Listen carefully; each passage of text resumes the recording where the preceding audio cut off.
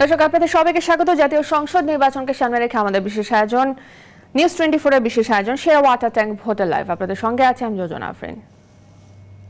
Voter লাইভের শুরুতেই বাগেরহাট থেকে আমাদের সঙ্গে যুক্ত হবেন সহকর্মী লাকমিনা জেসমিন সোমা। তার কাছ থেকে জানবো বাগেরহাটের নির্বাচনী পরিবেশ নিয়ে কি বলছেন সেখানকার স্থানীয়রা। সোমা,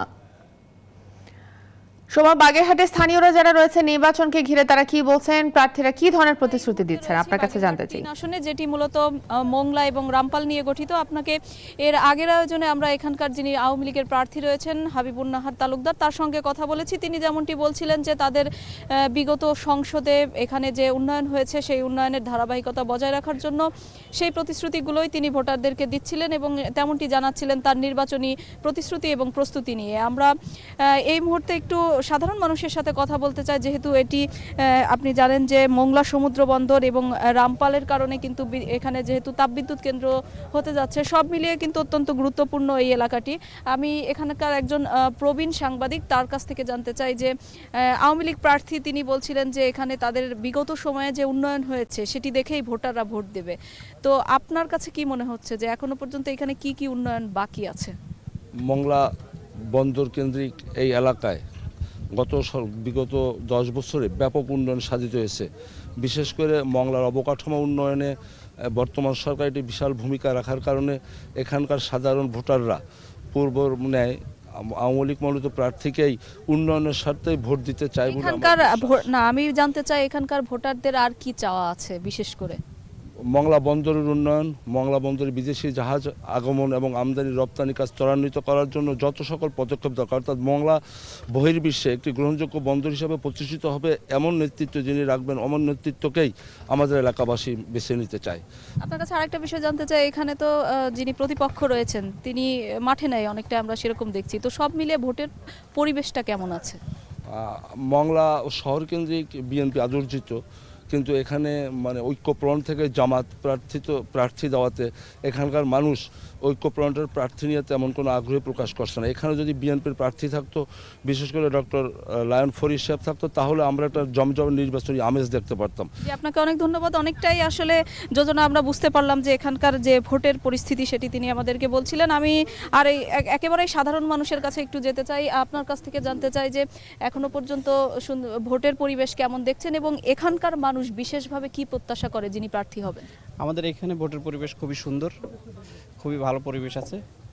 আমাদের এখানে উন্নয়নের সামনে আরও দাবিত হোক, সবাই এইটাই আশা করে।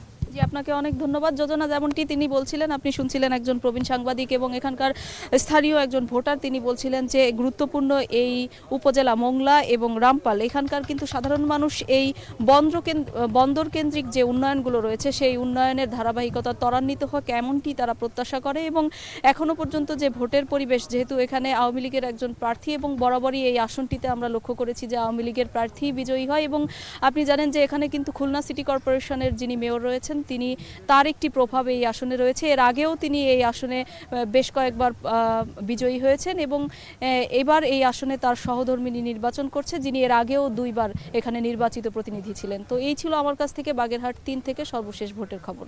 লাকমিনা জেসমিন সোমা, ধন্যবাদ আপনাকে। দর্শক, এবারে ভোটের লাইভে এবারে মৌলভীবাজার থেকে আমাদের সঙ্গে যুক্ত হবেন সহকর্মী আফসার উদ্দিন। আফসার, মৌলভীবাজারের নির্বাচনী পরিবেশ নিয়ে প্রার্থীরা কি বলছেন?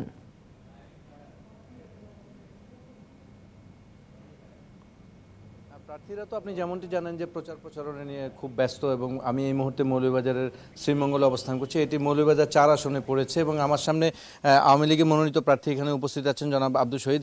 আপনার কাছে একটু সরাসরি জানতে চাইবো যে নির্বাচনী পরিবেশটা কেমন দেখছেন এবং প্রতিদ্বন্দ্বিতাকে কিভাবে দেখছেন? ধন্যবাদ। আসলে এই নির্বাচন অংশগ্রহণমূলক এবং আমরা ইংরেজি বলি পার্টিসিপেটরি অ্যাকশন। সকল রাজনৈতিক দল নির্বাচনে অংশগ্রহণ করার কারণেই এই নির্বাচন যে উৎসব, এটা কিন্তু ইতিমধ্যে প্রচারণায় আমি মনে করি আমার নির্বাচনী এলাকায় আমার এলাকার ভোটাররা, সাধারণ জনগণ সবাই কিন্তু প্রত্যক্ষ করছেন। সেই দৃষ্টিভঙ্গি থেকে এই নির্বাচন অত্যন্ত উৎসবমুখর এবং নির্বাচনী আচরণবিধি মেনেই আমরা সবাই নির্বাচনী প্রচার কার্য চালাচ্ছি এবং জনগণের যে স্বতঃস্ফূর্ত সমর্থন, বিশেষ করে এলাকায় নৌকার প্রতি যে সমর্থন, এটা অভাবনীয় সমর্থন। অতীতের নিয়ে আমার মনে হয় তার চেয়েও 1000 গুণ বেশি হবে। আমি কোথাও গেলে জনগণের শুধু এই স্লোগান আর মিছিল আর মিটিংয়ে হাততালি শুনতে শুনতে আমার আসতে হয়। আচ্ছা, এই বিএনপি প্রার্থীদের একটা অভিযোগ আমরা শুনতে পাচ্ছি যে আওয়ামী লীগ বা অঙ্গ সংগঠনের পক্ষ থেকে নানা রকম অসুবিধা করা হচ্ছে তাদের প্রোগ্রামে, এটাকে কিভাবে দেখছেন আপনি?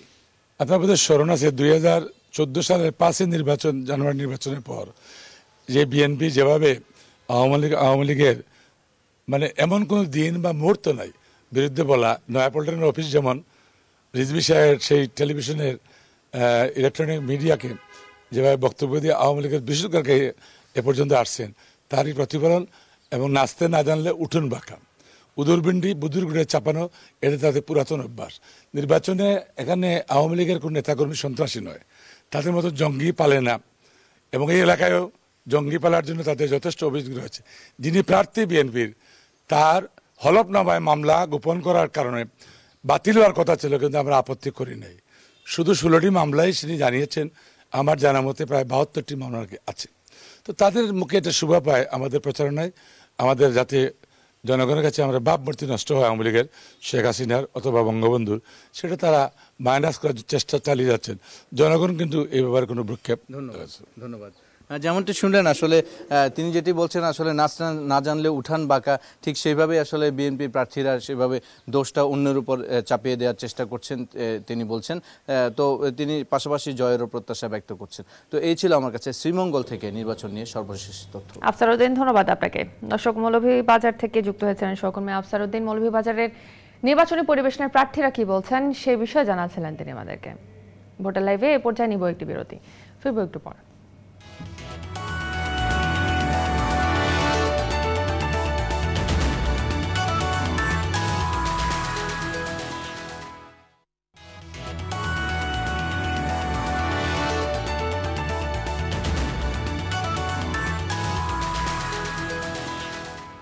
দর্শক, বিরতির পর আবারও স্বাগত সেরা ওয়াটার ট্যাঙ্ক ভোটার লাইভে। এবারে ভোলা থেকে আমাদের সঙ্গে যুক্ত হবেন আমাদের সহকর্মী তালুকদার বিপ্লব। ভোটের প্রচারণা কতটা জমজমাট হয়েছে সেই খবর জানবো আমরা তার কাছ থেকে। বিপ্লব, কেমন জমে উঠেছে ভোলার নির্বাচনের প্রচারণা? প্রার্থীরা যারা রয়েছেন তারা কি বলছেন? সাধারণ মানুষজনদের নির্বাচনের ভাবনা কি?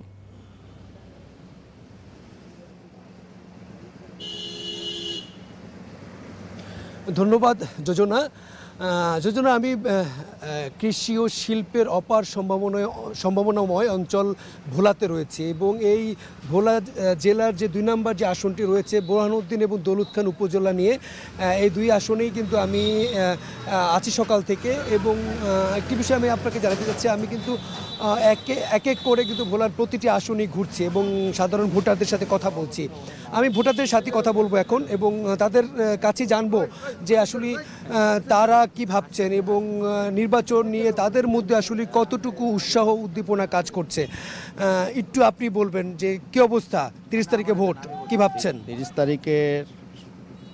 30 ডিসেম্বর নির্বাচন ঘিরে বোরহানউদ্দিন নির্বাচন উৎসব বিরাজমান করছে।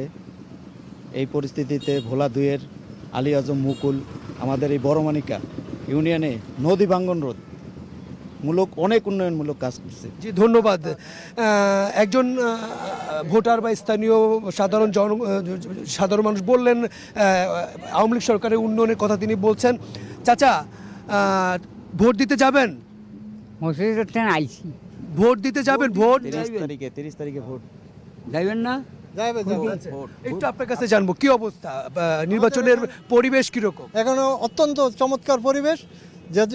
বিগত বিএনপি সরকারের আমলে এই ভোলা জেলা, শুধু দৌলত খান বোরহানউদ্দিন না, ভোলা জেলায় এমন এক পরিস্থিতি ছিল, ভয়ঙ্কর পরিস্থিতি, সন্ত্রাসের অভয়ারণ্য ছিল। এখন বর্তমানে আমরা খুব শান্তিতে আছি। 10 বছর মানুষ মনে হয় যে অনেক শান্তিতে। ধন্যবাদ। আপনার কাছে প্রশ্ন যে এখানে আপনাদের কাছে সব দলের প্রার্থীরা আসছে কিনা? এখানে আওয়ামী লীগ, বিএনপি সব দলের প্রার্থীরা আপনাদের কাছে আসছে কিনা? হ্যাঁ, আমাদের এখানে আসছে, সবাই আসছে। যেমন গতকাল আপনার বিএনপির ক্যান্ডিডেট হাফিজ ইব্রাহিম সাহেব, উনি আসার পরেই আমাদের দলীয় নেতা, মাটি ও মানুষের সৃষ্ট রাজনৈতিক দল আওয়ামী লীগ থেকে মনোনয়ন দিয়েছিলেন আমাদের অত্যন্ত যোগ্য নেতা মুকুল ভাইকে। তো মুকুল ভাই প্রচারণা যখন চালাচ্ছেন তখন তার 20-25টা মোটরসাইকেল হাফিজ ইব্রাহিম লঞ্চ থেকে নেমেই তার কর্মী দিয়ে পুরে দিয়েছিল আর তাদের জি ধন্যবাদ যোজনা।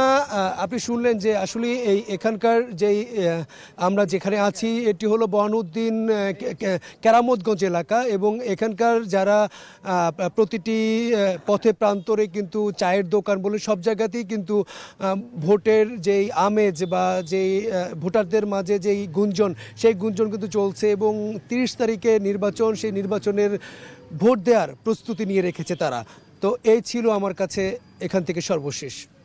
ধন্যবাদ আপনাকে।